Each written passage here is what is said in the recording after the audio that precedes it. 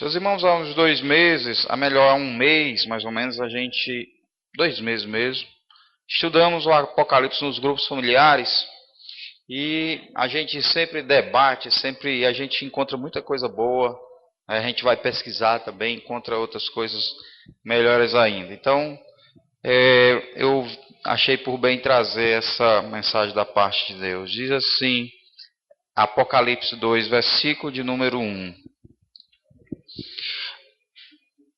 Apocalipse 2 diz assim. Amém, igreja? Diz assim, versículo 1. Ao anjo da igreja em Éfeso escreve estas coisas, diz aquele que conserva na mão direita as 7 estrelas e que anda no meio dos 7 candeeiros de ouro. Conheço as tuas obras, tanto o teu labor como a tua perseverança, e que não pode suportar homens maus, e que puseste à prova os que a si mesmos se declaram apóstolos e não são, e os achaste mentirosos, e tens perseverança, e suportaste provas por causa do meu nome, e não te deixaste esmorecer. Tenho, porém, contra ti que abandonaste o teu primeiro amor. Lembra-te, pois, de onde caíste, arrepende-te e volta à prática das primeiras obras. Se não, venho a ti e moverei do seu lugar o teu candeeiro, caso te arrependas. Caso não te arrependas. Tens, contudo, a teu favor que odeias as obras dos nicolaítas, as quais eu também odeio. Quem tem ouvidos, ouça o que o Espírito diz às igrejas. Ao vencedor, dar-lhe-ei que se alimente da árvore da vida que encontra-se no paraíso de Deus. Os irmãos, podeis sentar.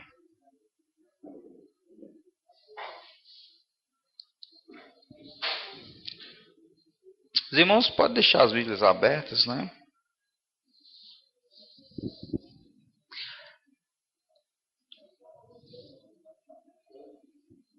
Os irmãos podem baixar a cabeça aí e orem. Pode ficar sentado mesmo. Pai Santo e querido, te peço tua misericórdia nessa hora, Senhor. Senhor, que seja, Senhor amado, tua palavra aqui como, ó Deus, uma chama de fogo, um martelo que os sapeia. Que seja como uma espada, Senhor, aguda, de 2 gumes. Deus, transforma as palavras em fogo em nossos corações. E nos dá graça, Pai, para estar diante de Ti nesta noite. Fala conosco, fala com a Tua igreja. Traz a nós arrependimento. Traz a nós mudança de vida. Traz a nós águas vivas, manancial, Senhor. Para que aqui, Senhor, saiamos diferentes, Pai, do modo como chegamos nesta noite. É a nossa oração em nome de Jesus. Meus amados irmãos, aqui Apocalipse, nós sabemos, foi escrito por João. Jesus Cristo mandou que João escrevesse o Apocalipse.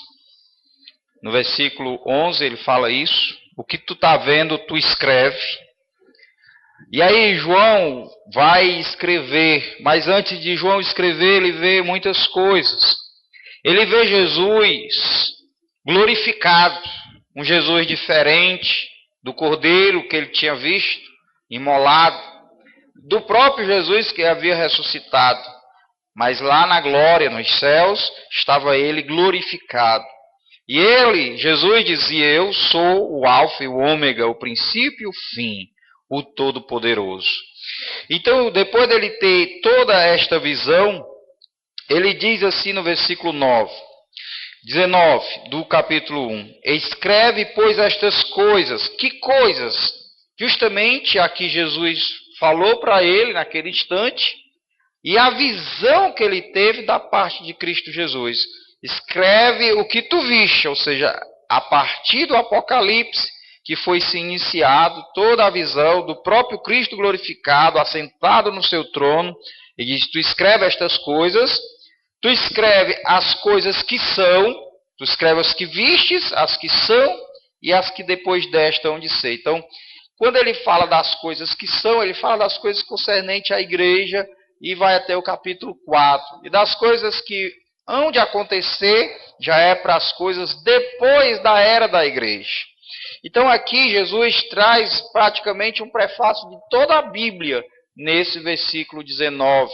Ele traz aqui um resumo de tudo aquilo que ele vai passar para João, e este, por sua vez, deveria passar para os mensageiros das igrejas, os pregadores das igrejas, os pastores, que é chamado aqui de anjos, que deveriam ler aquilo que João estava escrevendo, dado por Jesus Cristo. Então, meus amados irmãos, ele começa falando da carta que seria endereçada à igreja de Éfeso.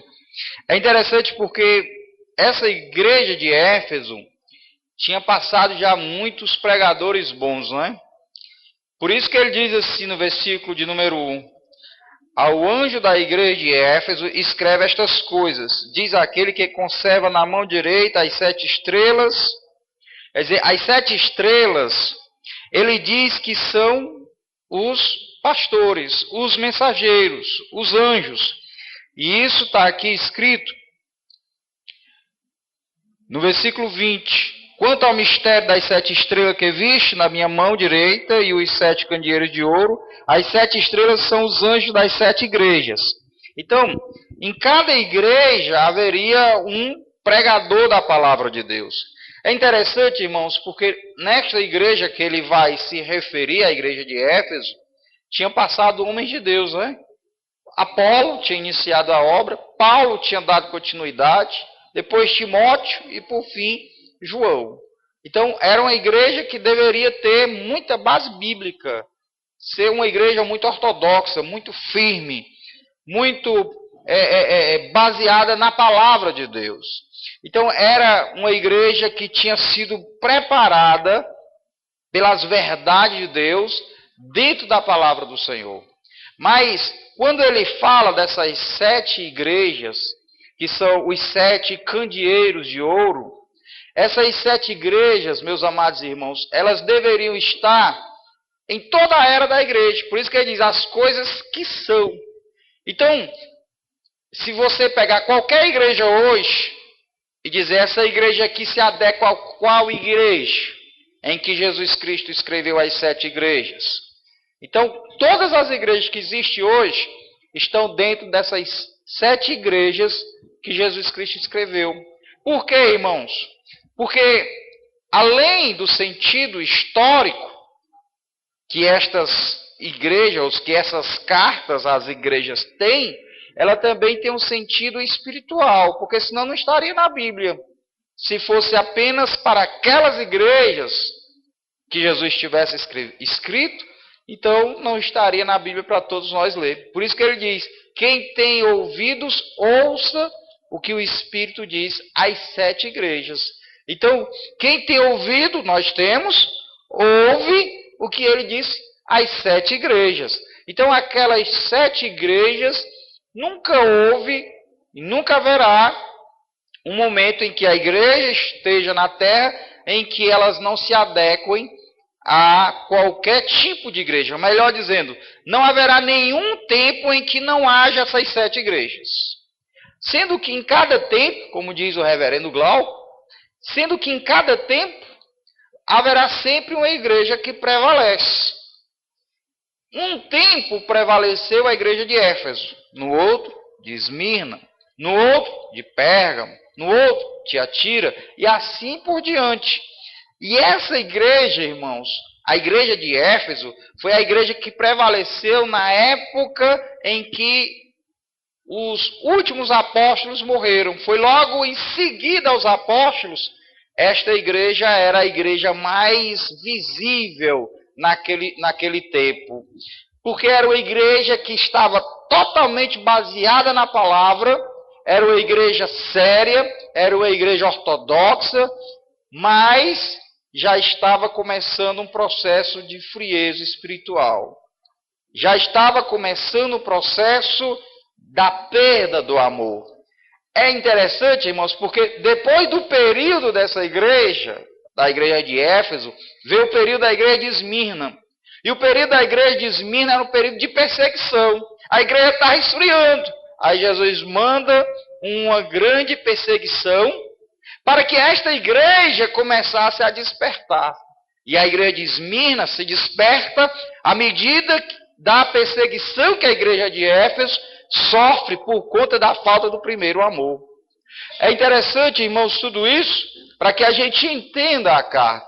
Veja que Jesus diz que está no meio dos 7 candeeiros de ouro. Quando Jesus diz que está no meio dos 7 candeeiros, e os 7 candeeiros são as 7 igrejas,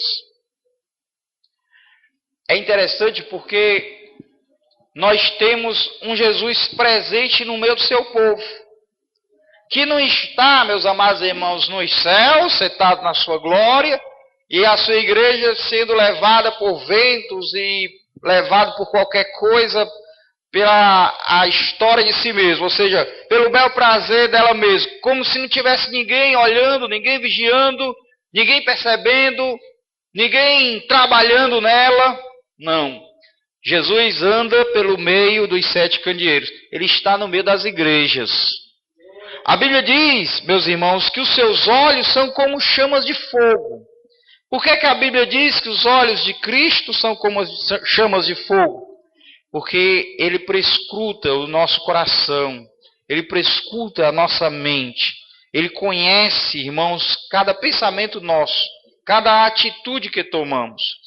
Então, meus irmãos, Jesus está no meio das igrejas para fazer o que ele fez com essas 7 igrejas, para elogiar quando necessário e para disciplinar também quando fosse necessário. Jesus estava elogiando a igreja, mas dizia também os defeitos que essas igrejas tinham. Dizia quais eram os problemas que essas igrejas tinham. Sabe por quê, irmãos? Porque haverá 3 tipos de juízos sobre a face da terra. Haverá o juízo dos ímpios, lá no final do Apocalipse, se não me engano é o capítulo 21, onde é chamado de o grande trono branco. E esse juízo, ele vem para todas as nações, para todos os ímpios, para todos os que estiverem naquela época fora a igreja. Inclusive aqueles que vão se converter na grande tribulação estará também nesse juízo. E aí, meus amados irmãos, esse juízo é um juízo que haverá a possibilidade de condenação. E a maior parte deles serão condenados. Onde a morte vai dar os seus mortos, o inferno vai dar aqueles que lá estão, e serão abertos os livros das obras. E é justamente as obras dos homens que condenarão todos eles. As obras é que condenam o homem. Se o homem fosse encontrar com Deus, o juiz, com as obras para apresentar de bondade, serão todos condenados. Então será julgado segundo as obras. Esse é o juízo do grande trono branco de Deus. Mas nós sabemos que haverá um juízo para a igreja, que é o trono de Cristo, o tribunal de Cristo. E nesse tribunal de Cristo, todos os crentes vão passar por ele. As obras que fazemos aqui, elas vão ser provadas pelo Espírito Santo de Deus. Se foi feita no Espírito Santo, prevalecerá, galardoará, receberá honras, receberá coroas. Se foi feito na carne, se foi feito com a vontade humana, se foi feito com a perspectiva egoísta, então estas obras sofrerão dano, sofrerão perda. Porém, aquele que está sendo examinado, ele será salvo, todavia, como que por um triz. Será salvo, mas as obras se perderão, segundo 1 Coríntios capítulo 3, versículo 10. Então, haverá esse tribunal de Cristo, mas não é condenativo. Ele é lá para honrar, é para elevar mais ainda os seus servos, é para galardoar os que trabalham, é para animar mais ainda os que lá já estão, porque nós seremos avaliados por Cristo já no céu. Então não haverá possibilidade dele jogar fora, porque lá já chegamos. Então é um tribunal onde as obras dos crentes elas vão ser provadas, mas não é para punir, mas sim para elogio, e sim para premiação, para galardoar aqueles que trabalharam com afinco na obra de Deus, que investiram no reino de Deus, em orações, em jejuns, em pregações e aquilo que nós fazemos na obra do Senhor. Então, esse é o segundo julgamento que eu acredito que haverá. Mas haverá um terceiro julgamento para a igreja. Esse julgamento não é futurista, é agora.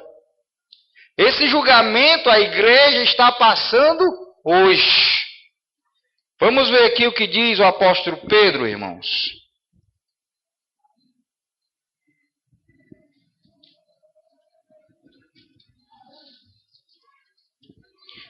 Primeira Pedro, capítulo 4, versículo 17. Ele está falando sobre o sofrimento, irmãos. Ele diz assim, versículo 15. Não sofra, porém, vamos ler o 14. Se pelo nome de Cristo sois injuriados, bem-aventurados sois, porque sobre vós repousa o Espírito da glória de Deus. Não sofra, porém, nenhum de vós como assassino, ou ladrão, ou malfeitor, ou como quem se intromete em negócios de outrem. Mas, se sofrer como cristão, não se envergonhe disso, antes glorifique a Deus com esse nome. Porque a ocasião de começar o juízo pela casa de Deus é chegada. Ora, se primeiro vem por nós esse juízo, qual será o fim daqueles que não obedecem ao Evangelho de Deus? O juízo da igreja já começou. Só que esse juízo da igreja hoje é diferente do juízo dos ímpios. Porque os ímpios serão julgados por um juiz. Mas a igreja hoje está sendo julgada por um pai. Por um pai que ama. E o juízo de Deus no grande trono branco, ele lá é provativo e é condenativo, ele condena. Mas o juízo que a igreja passa hoje é disciplinador. É para que haja disciplina no crente, era para que haja correção no crente, é para que o crente se pareça mais com Cristo.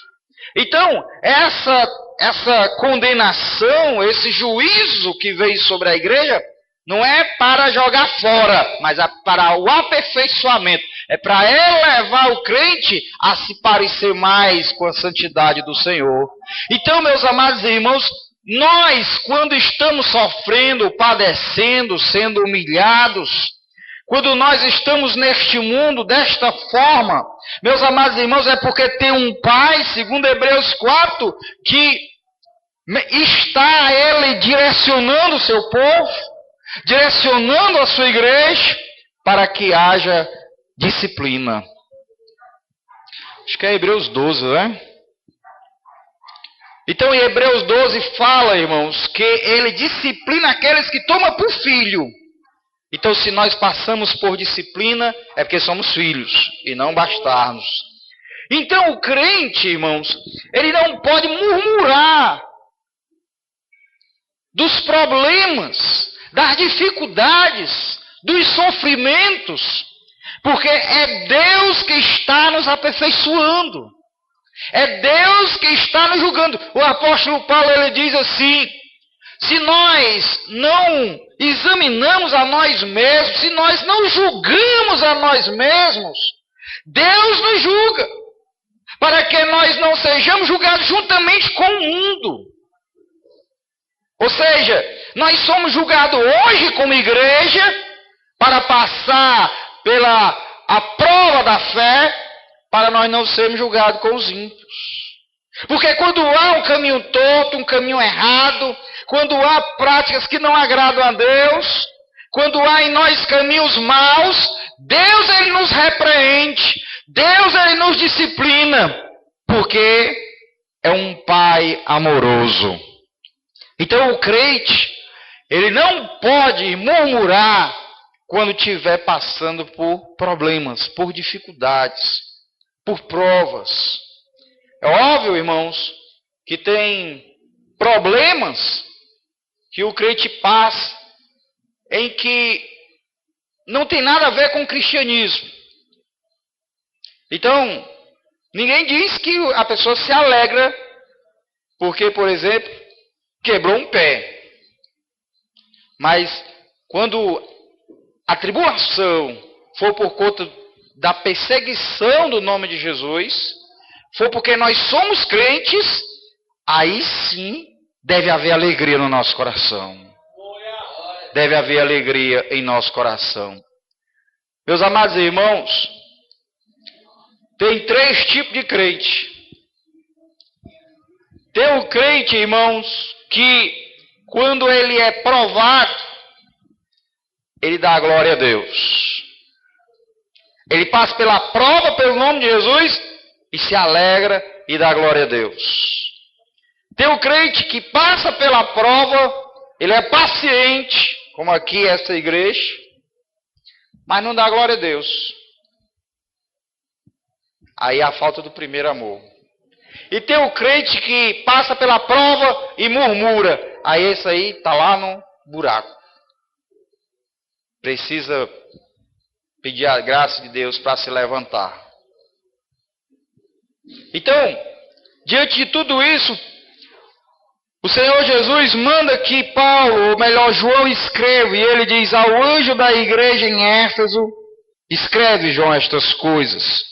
Estas coisas diz aquele que conserva na mão direita as 7 estrelas e que anda no meio dos 7 candeeiros de ouro. Aqui é interessante que ele está dizendo: eu quem conservo os pastores da igreja. Que eles estão nas minhas mãos. Eu sou aquele que os conserva. Não adianta, irmãos, nós bater no peito e dizer que fazemos a obra por nós mesmos, não é? É Cristo quem nos sustenta. É Cristo quem, meus amados irmãos, nas suas mãos nos segura para que a gente faça a sua obra como Ele deseja que façamos. Ele diz no versículo de número 2: conheço as tuas obras, tanto o teu labor como a tua perseverança, e que não podes suportar homens maus, e que puseste à prova os que a si mesmos se declaram apóstolos e não são, e os achartes mentirosos. Jesus está dizendo: eu conheço as tuas obras. Eu sei quais são as motivações das tuas obras. É interessante porque ele diz que essa igreja aqui, ela perdeu o primeiro amor. Mas, quando ele fala, irmãos, no versículo de número 4, tenho porém contra ti que abandonaste o teu primeiro amor, lembra-te, pois, de onde caíste, arrepende e volta às práticas das primeiras obras. Essas obras que eles praticavam, conheço as tuas obras, não era diferente das outras. Quando ele diz, volta às tuas primeiras obras, ele está querendo falar da motivação das obras. Eles estavam fazendo as mesmas obras, só que a motivação já não era as mesmas. Já não havia alegria em fazer a obra de Deus. Já não havia alegria em ir para os cultos.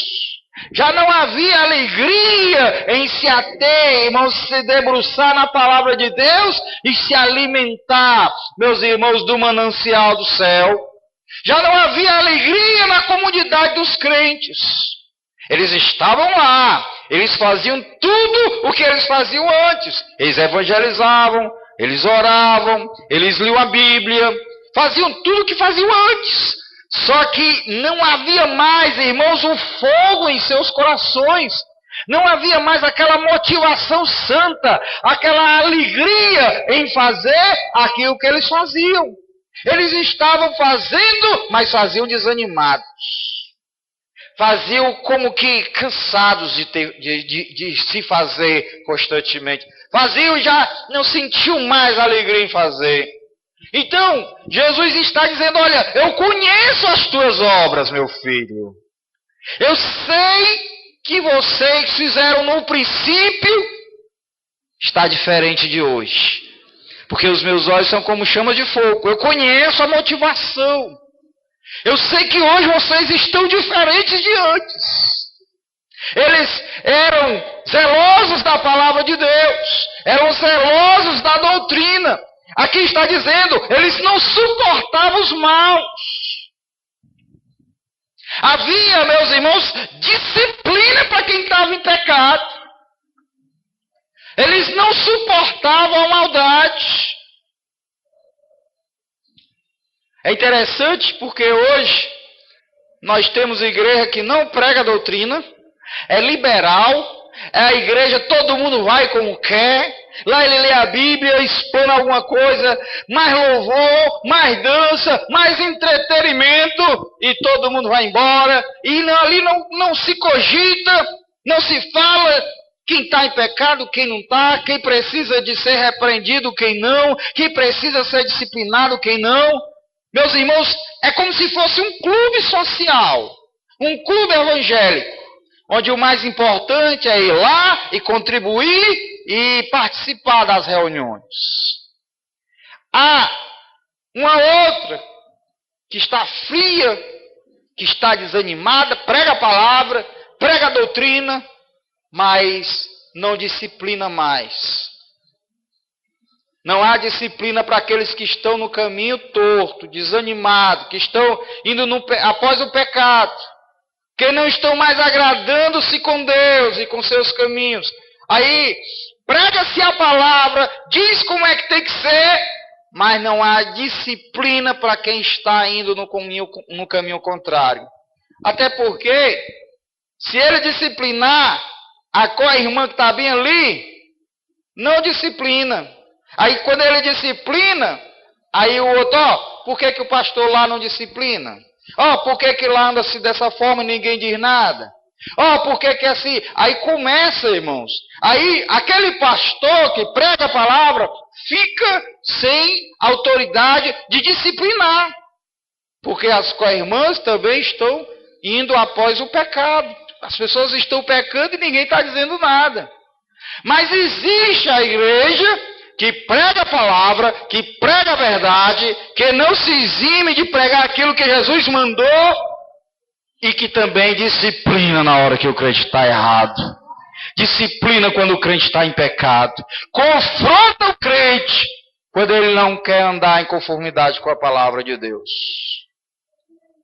E essa eu acredito que é a pior parte de um pastor. É quando ele chega para confrontar, para dizer, irmão, você está errado. Irmão, não faça mais assim não. Não continue assim, porque senão o irmão vai ser disciplinado. Porque senão a igreja, eu vou levar a igreja. Irmão, ande diferente. Irmão, faça diferente.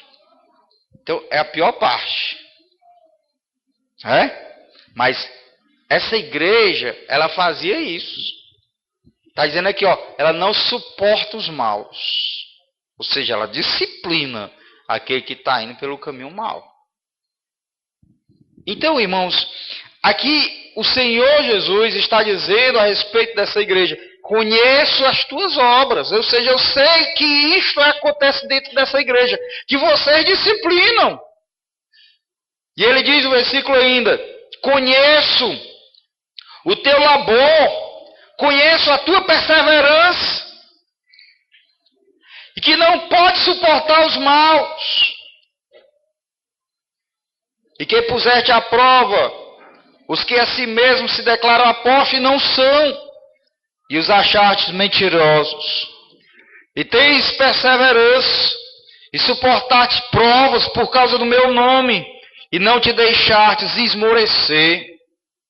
Eles estavam passando por lutas e provas, mas esmorecia não. Continuava firme. Pé de um lado, pé do outro, perseverante. Pé de um lado, pé do outro, tribulação de um lado, tribulação do outro, fogo de um lado, fogo do outro. E eles estavam firmes, eles não desanimavam. Estavam firmes na presença de Deus.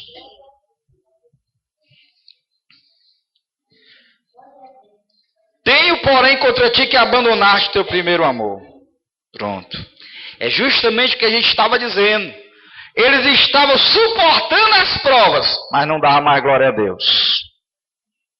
Suportava a dificuldade e eram perseverantes, mas não tinham mais aquele ânimo de dar glória a Deus nas dificuldades e tribulações.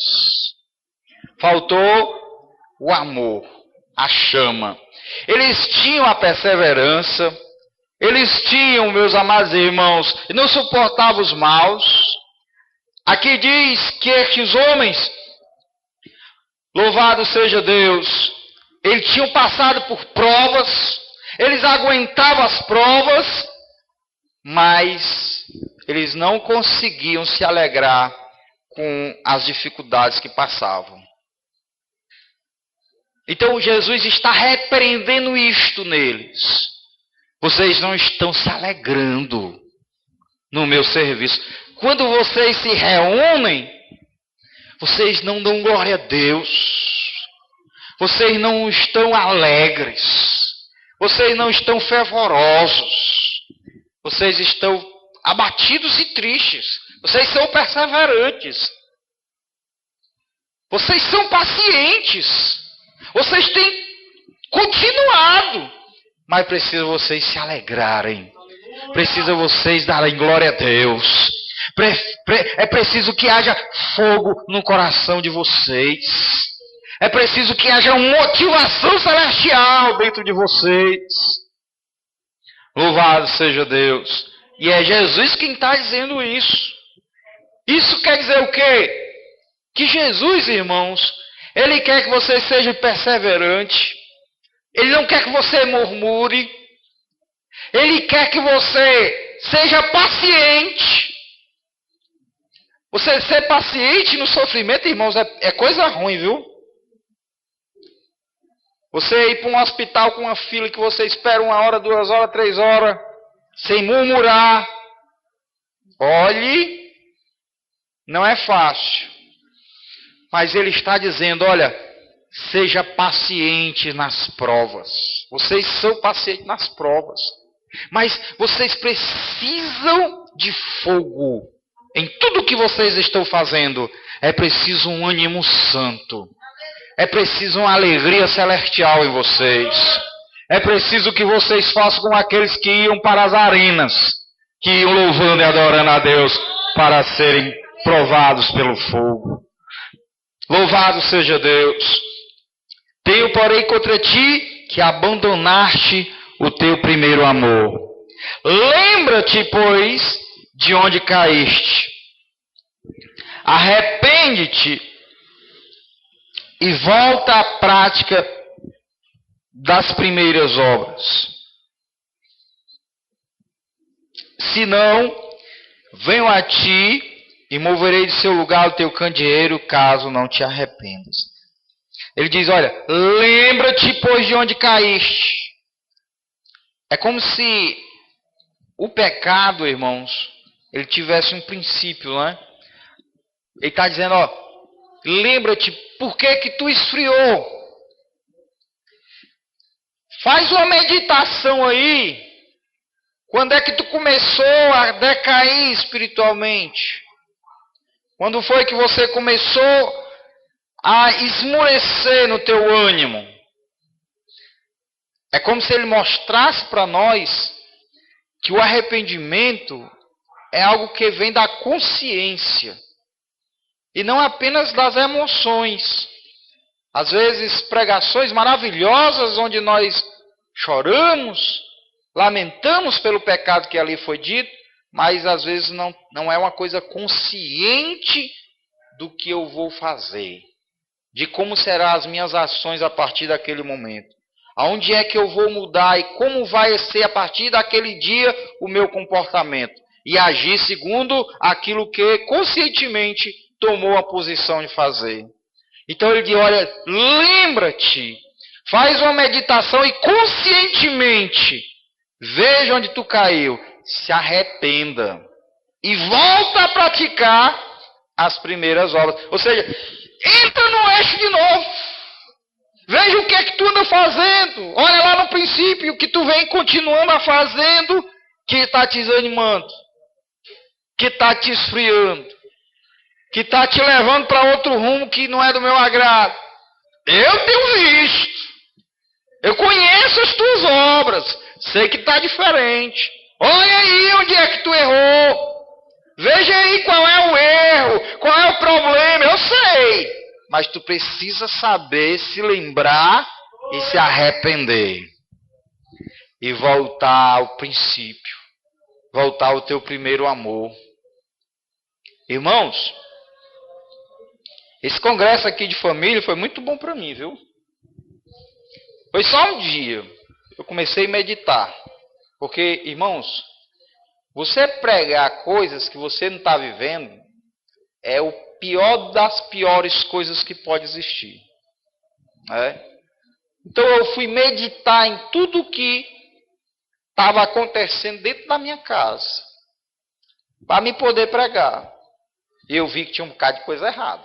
Rapaz, tem um bocado de coisa errada. Isso aqui está errado, isso aqui está errado, isso aqui está errado. Irmãos, eu disse, eu vou ver qual é a causa de tudo isso. De onde é que surgiu esses problemas que está acontecendo aqui em casa? Aí eu fui ver. Brigas, discórdia. Hora que era para tomar banho, não estava tomando banho. Hora que era para estar todo mundo junto conversando, não estava todo mundo junto conversando. Um para um canto, outro para o outro, outro para o outro. Qual é o problema, Senhor? Televisão, computador, celular. Será, Jesus? É. Aí é. Um mês sem computador, sem celular, sem televisão, sem nada. Um mês. Irmão, uma semana já. Pense na maravilha, irmãos. Rapaz, outra coisa, irmãos. A gente termina de comer, todo mundo junto. Aí a gente vai pro sofá, às vezes a gente vai pra cama, eu e a Maura. Chega logo os dois. Um senta de um lado, o outro senta do outro. Aí começa a conversa, irmãos. Coisa que estava faltando. Entende? Televisão, irmãos, acaba com o diálogo dos pais com os filhos. Acaba. Internet acaba com os nossos filhos. Jogos violentos acabam com os nossos filhos. Os nossos filhos ficam insensíveis, irmãos. Eles veem tanto sangue na tela que eles ficam insensíveis. Eles deixam de ser amorosos com a gente, com os pais e com os próprios irmãos. Uma coisa incrível, eu cheguei em casa, estava o Lucas e a Camille sentados e brincando aquele jogo imobiliário, né? Aquele negócio lá de imobiliário, que é instrutivo, né? Os dois lá brincando, foram terminar bem 10 horas, 10 e meia da noite. Até a comunhão entre eles estava sendo quebrada. Então, lembra-te onde é que caíste, qual é o problema, onde é que está o erro, onde é que nós estamos errando para a gente fazer o que é correto. Irmãos, agora nós temos que ter força para implantar mudança, para dizer eu me arrependi e vou mudar, e a partir de hoje a vida vai ser diferente. Pastor, espera aí, deixa eu me lembrar. Rapaz, eu acho que é falta de oração. Meu irmão, então ore. Vamos começar a orar, irmãos. Rapaz, eu não digo que a minha vida é mil maravilhas, não. Mas eu tenho procurado, Senhor, eu quero orar. Irmãos, ontem eu estava varrendo lá, varrendo não, passando o pano, né? Tinha acabado de varrer, fui passar o pano na casa. Aí botei um louvor só instrumental. Comecei a orar. Jesus, tem misericórdia de mim, Jesus. Enche o meu espírito do teu espírito, Senhor. Enche, Senhor, a minha vida do teu amor, Senhor. Comecei, irmão, Teve uma hora que eu não estava mais sabendo nem o que é que eu estava fazendo. As lágrimas caindo, o fogo. Meus amados irmãos, uma maravilha. Eu nunca passei um pano tão alegre como ontem. Aleluia! Irmãos, é isso. Precisa nós buscarmos a Deus. Dizer, Senhor, onde é que está errado? Senhor, eu sou teu servo. Senhor, eu quero viver uma vida segundo a tua palavra. Senhor, eu não estou satisfeito com o cristianismo que eu estou vivendo. Eu quero mudanças. Eu quero, Senhor, mananciais de águas vivas. Jesus está aqui dizendo, irmãos, sobre isso. Olha, veja só o versículo 7. Quem tem ouvidos, ouça o que o Espírito diz às igrejas. Ao vencedor, dar-lhe-ei que se alimente da árvore da vida, que se encontra no paraíso de Deus. Meus irmãos, aquilo que a igreja precisa, Jesus tem para dar.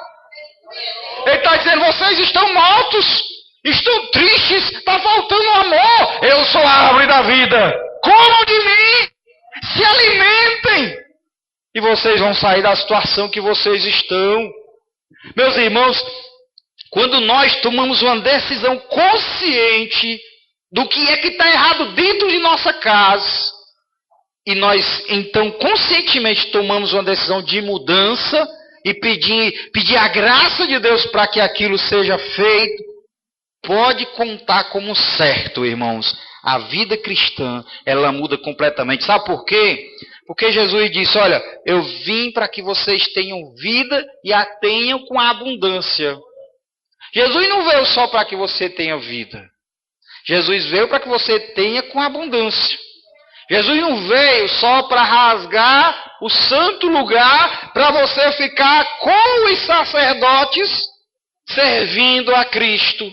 Jesus veio e rasgou a cortina também do Santíssimo Lugar, para que você não apenas seja sacerdote e fique entre os sacerdotes no santo lugar. Ele quer que você entre no Santíssimo Lugar. Ele quer que você entre na presença de Deus. Ele quer que você esteja diante da presença dele e dele se alimente. Não fique só no santo lugar. Não seja só um sacerdote de Deus fazendo o seu serviço. Entre na presença dele e sinta dele a vida e receba aquilo que Jesus prometeu, a vida com abundância.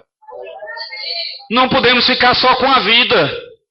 Ele prometeu foi uma vida abundante. Quando não há uma vida abundante, então, irmãos, vem a tristeza, o desânimo.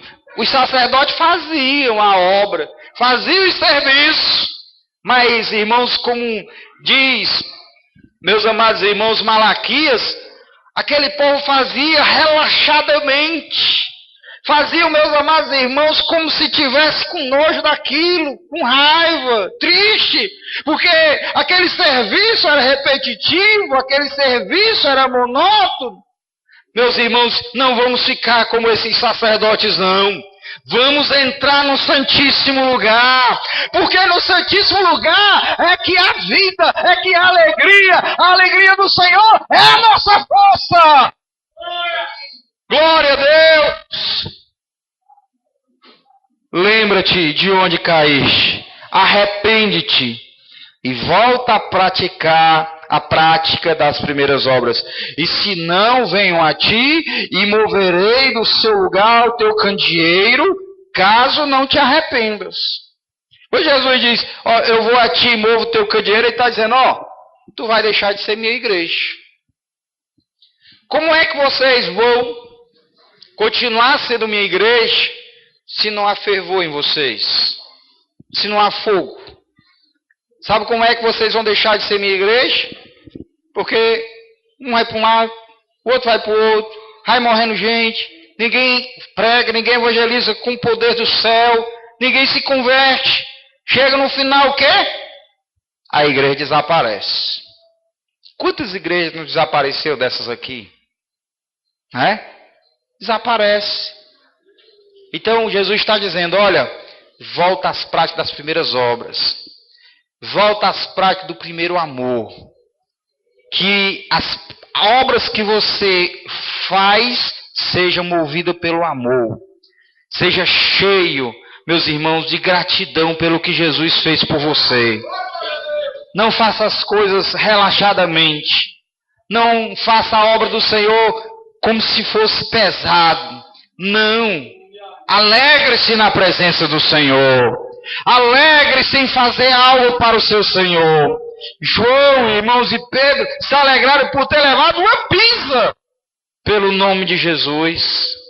Aí tem crente que vem para cá, nem apanha e sai triste. Não é? Não, tem que sair alegre. Se apanhar, alegre também. Então, irmãos, a casa do Senhor é um lugar onde nós devemos estar alegres na presença dele. Onde as nossas obras, elas não sejam só para fazer. Elas não sejam cansativas. Mas seja, irmãos, um fogo que incendeie a nossa alma para fazer e realizar a obra do Senhor. E assim nós vamos fazer a obra de Deus e vamos ser galardoados nos céus. Porque não adianta nós fazermos a obra de Deus sem ser movido pelo Espírito de Deus. Porque no final, quando Ele for nos provar, seremos reprovados.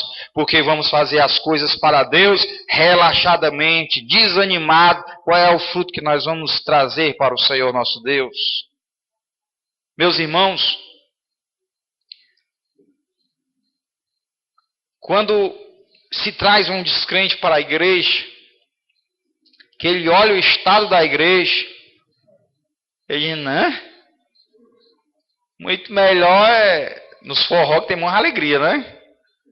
Muito melhor é ali naquele negócio lá que tem pulo, tem isso, tem aquilo. Parece que está tudo morto. Então, um crente tem que olhar para o crente e ver chama, e ver vida, e ver alegria, e ver esperança. O olho do crente tem que brilhar, irmãos. Ser a atração para aquele que está fora. Mas eu quero saber qual é o segredo da alegria desse crente. Eu quero saber qual é o segredo da alegria desse crente, passando por tantas provas, tanta dificuldade, tantas provações. Esse crente ainda é alegre. Eu quero saber qual é a alegria. Vai perguntar aí. É Jesus. É Jesus que é a alegria da minha vida. Tens, contudo, a teu favor, que odeia as obras dos nicolaítas, as quais eu também odeio. É interessante, irmãos, que esse Nicolau, se diz que é aquele lá de Atos 6, né? Que foi um dos diáconos. Ele trazia uma doutrina, irmãos, que começou como apenas obras. E depois a igreja de Pérgamo se tornou uma doutrina. Era que o crente, ele começava a 1000 e terminava a 10, né? Ele começava a 1000 por hora e terminava a 10. Ele dizia, esses crentes aí que andam pregando, pulando, se animando, dando glória a Deus, falando em língua, pregando nas praças, expulsando demônios, esses crentes que andam aí de casa em casa evangelizando, isso é normal. Não pode deixar. Eles são imaturos. É um povo que nasceu agora na fé. Eu já vi tanto isso, irmão. Rapaz, é novo convertido, é assim mesmo, né? Não pode deixar. Pode ter 5 anos, 10 anos para ele. Aí ele amadurece. Aí ele fica experiente. Ou seja, ele esfria. Né? Ele fica aí mais quieto, mais calmo. Então, a obra dos nicolaítas era justamente essa. Que começou com a prática, né? As pessoas começavam a praticar isso, ou seja, eram avivados nisso, aí depois começava o desânimo, começava a apatia. Aí aquilo que era uma obra, já na igreja de Pérgamo, que possivelmente seja a igreja da Idade Média, ali já se tornou uma doutrina, né? Se tornou uma doutrina. Então, irmãos, os de Éfeso, eles estavam frios, tinham perdido o primeiro amor, mas eles reprovavam aquela atitude. Eles, quando se dizia isso, eles diziam: não, você está errado, eu estou errado. O certo é o crente se avivar do resto da vida. Meus irmãos, é como uma luz que começa lá, quando o sol nasce, ele nasce, mas não queima tanto, né? Mas quando chega no meio-dia, aí a luz do sol queima, viu? Então o crente tem que ser assim também. Ele tem que começar mais ou menos, mas tem que terminar pegando fogo. Para a glória de Deus. E eles, irmãos, os efésios, os de Éfeso, que eram ortodoxos, que era um povo que tinha a palavra de Deus como base, eles sabiam que estavam errados, reconheciam que estavam frios, mas eles não queriam, irmãos, legalizar a situação que eles estavam de frieza. Eles dizem: não, rapaz, nós estamos errados. Nós estamos errados. Isso não está certo, não. A gente tem que realmente voltar ao primeiro amor. E, meus amados irmãos, os nicolaítas não. Eles diziam: não, vocês estão errados. O certo é o crente esfriar mesmo. Jesus dá um empurrão, mas a tendência é a gente parar. Tem que parar. E os da igreja de Éfeso, e o próprio Jesus disse: eu não suporto as obras dos nicolaítas. Eu odeio esse tipo de doutrina, de pensamento e de prática. Eu não gosto que um crente comece cheio do Espírito Santo e termine dentro de uma geladeira. Jesus disse que os mornos ele vomita. Então Jesus disse: te arrepende. Eu tenho uma coisa boa a teu favor, é que tu mesmo estando frio, tu não suporta esse tipo de pregação aí, esse tipo de afirmação. Mas ele diz, versículo 7: quem tem ouvidos ouça o que o Espírito diz às igrejas. Ao vencedor dar-lhe-ei que se alimente da árvore da vida, que se encontra no paraíso de Deus. Aleluia! A vitória para o crente, irmãos. As dificuldades da vida, elas vão passar. As tribulações, elas vão passar. Daqui a pouco, irmãos, nós vamos estar entrando pelos portais celestiais. Aleluia! Daqui a pouco, tudo o que nós passamos será passado. Todas as tribulações, elas terão ficado para trás. E aí, meus irmãos, chegaremos no céu. Chegaremos na presença dele. E ele vai perguntar: me diga, servo, como é que tu reagiu às provas? Como é que tu reagiu às dificuldades? Tu glorificou o meu nome? Ah, Senhor, estava muito difícil. Não foi o Senhor que passou? O quê? Que eu não passei? Acha pouco que eu passei por ti, homem? Ah, Senhor, mas aquela prova que eu estava passando era muito difícil. Eu não conseguia dar a glória a Deus, não. Porque a dificuldade era grande. O problema era grande. Ele vai dizer: meu filho, se você tivesse dado glória para cima, vinha glória para baixo. Aleluia. Se você tivesse glorificado ao Pai, Ele teria te ajudado naquela hora e teria amenizado teu sofrimento.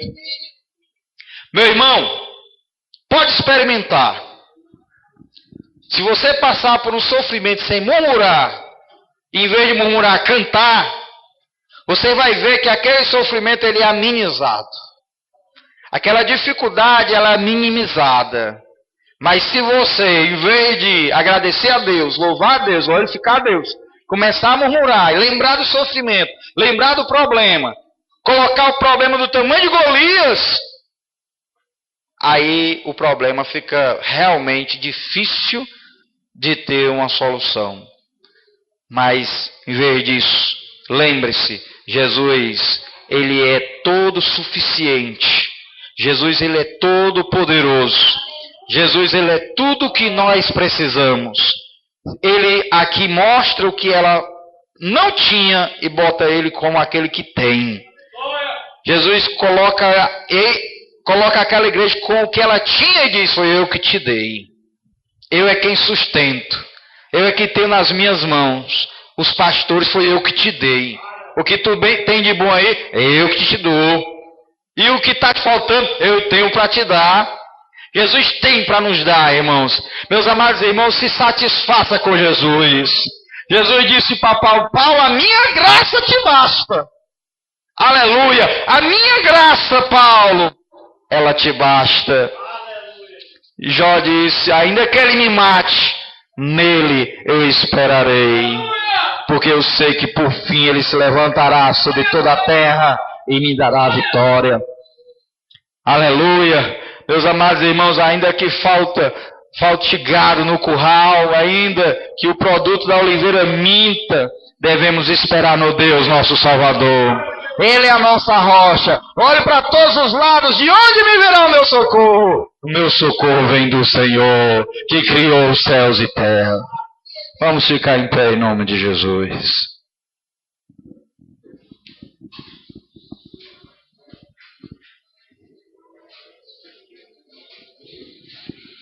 Senhor nosso Deus e Pai, queremos te dar graças pela tua palavra. Mas principalmente, Senhor, queremos colocar diante de ti a nossa culpa, os nossos pecados, as nossas falhas. E pedir ao Senhor misericórdia, Senhor. Deus, para que haja mudança em nossas vidas. Eu sei que muitos aqui, Pai, ó Deus, têm vivido uma vida cristã, ó Deus, desanimado, apática, sem fervor nenhum, Pai. Não tem buscado as águas da vida, não tem entrado no rio da vida, não tem se alimentado do pão da vida, não tem se apropriado daquilo que Deus tem para ele. Senhor, mas eu sei, Senhor, que esse quadro pode mudar, Pai. A partir do momento, Pai, que haja em nossa consciência, ó Senhor, o desejo de mudança, de transformação. À medida em que haja em nós, Pai, o arrependimento, ó Deus, a insatisfação, Senhor, com a vida, Pai, que o primeiro amor foi. Deus, coloca em nós um amor, Senhor amado, que é prometido na Tua palavra. Porque a Tua palavra diz, Senhor, que o Teu amor foi derramado em nossos corações, Pai. Assim, meu Deus, em nome de Jesus, se há, Pai, desânimo, se há fraqueza espiritual, se há apatia na Tua obra, se há, Senhor amado, cansaço, se há, Senhor, fadiga, Senhor, que o Senhor possa curar, Senhor, que o Senhor possa levantar, que o Senhor possa, Senhor, com a Tua mão poderosa, ó Deus, estender, Senhor, e acudir o Teu povo, Senhor. Renova as nossas forças, Senhor, para que venhamos voar como águias, para que venhamos correr e não se cansar, Senhor. Deus, em nome de Jesus, Pai, opera sobremodo, Pai, nessa congregação. Opera na minha vida. Opera na vida do pastor Diego, Senhor. Renova as nossas forças. Renova o nosso ânimo, Pai. Renova a nossa fé, Senhor. Oh, Senhor, e que venhamos praticar as obras, Pai. Deus, que Cristo assim deseja que pratiquemos, Pai. E com as motivações corretas, Senhor. Deus, que é te glorificar, te honrar, Senhor. E glorificar o Teu santo nome, Senhor. Deus, assim eu te peço, Senhor, por nossas vidas. Perdoe nossas falhas, Pai. E nos ajuda a fazer, Senhor amado, a Tua obra, cheios do Teu Santo Espírito. Assim eu te agradeço, Senhor, em nome de Jesus. Amém.